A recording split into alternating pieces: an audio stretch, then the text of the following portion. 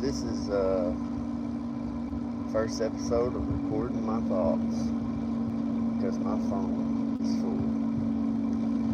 I was thinking about some things, and I was thinking about how we change when we're around certain people.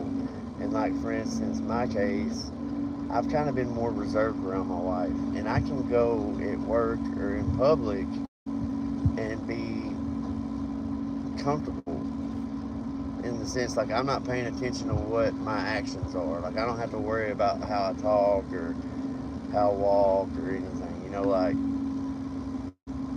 And so I'm able to bring up this more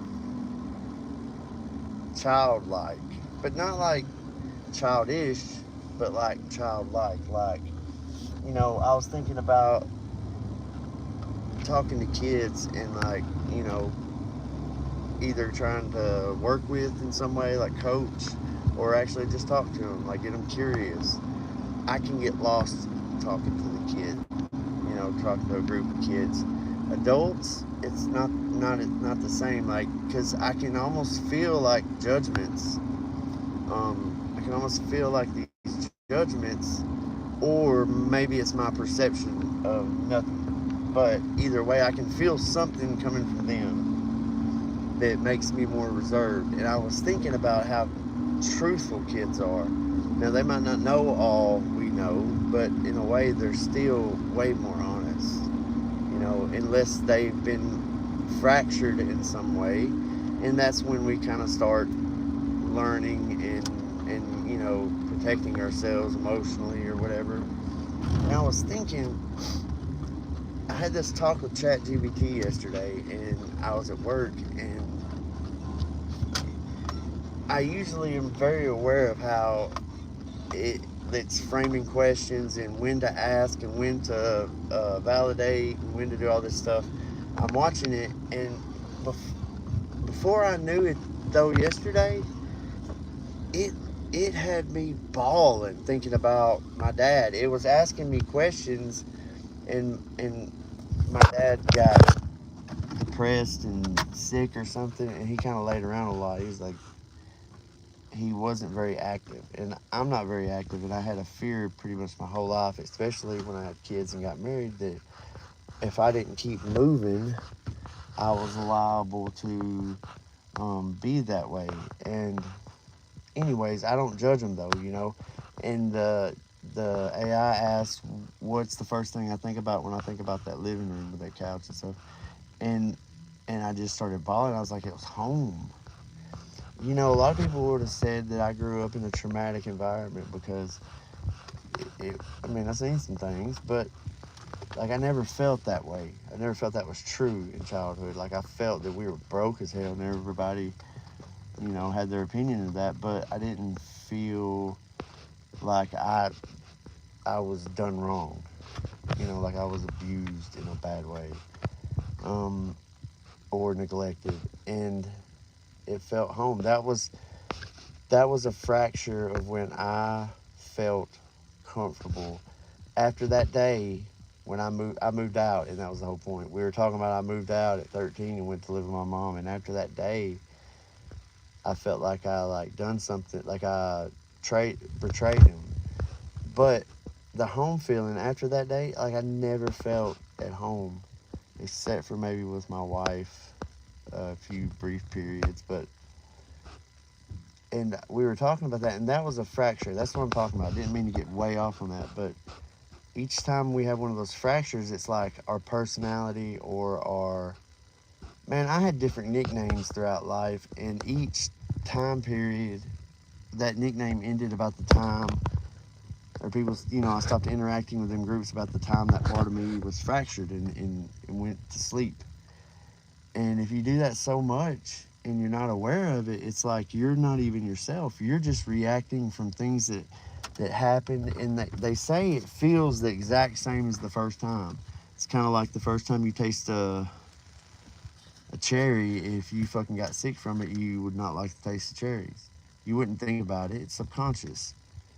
And our words and the things we think all the time over and over are the same way. They're just repeating it putting it back there on the tab open, and you'll think about it again tomorrow.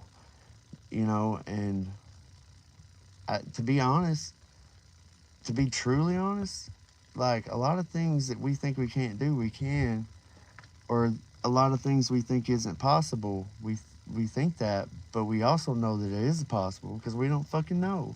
If you ain't been up there looking down at the round earth, you don't know what shape it is. If you ain't been up enough to see it, all you can do is trust the authorities, whoever they are. Some people's authority is God. Some people's authority is the overall society fact. But a fact ain't true, and the truth is fluid. It changes. It goes like a wave up and down. And facts are only what we agree they are. When the majority stops agreeing they are, it's chaos. Then you can have, demons and curses, and you might can have them anyways. I don't fucking know. I believe there's something with every idea, because before that idea happened, you couldn't even perceive what it was. Before we knew the color red, we wouldn't see red. We would just see. And that's kind of goes to the thing of the other dimensions. They say things are right here all the time, and we can't perceive them. Well, the first thing to perceiving something is thinking about it and contemplating it, like running it through your mind. So therefore, if a bad event is never thought of, that bad event cannot exist. And if a bad event can't exist just by not recognizing it, well, then why would we sit there and think negative shit all the time? I don't know. Because we subconsciously know the truth about all of our shit, and it's a way to hide. It's a way to hide that part that got embarrassed or felt something. Because, the truth is this. Things happen. When you get older, you look back on them, and they're different. They change. So things are never what you think they are in that moment. And in the future, like I said, truth is fluid. It moves. It moves. Things that we perceive bad sometimes are actually good, because you change the way you look at that lens is different. So it seems like to me it would be better off not giving a fuck what anybody else's truth is. Not caring, but not being fractured, being pushed off who you are or what course of life you're going on. Some people would hear all that as a rant. Some people would hear it clever. Some people would not. But it's not important. What I think is not important for you is what you think. And if you happen to want to think some of the things I do, follow and like and subscribe.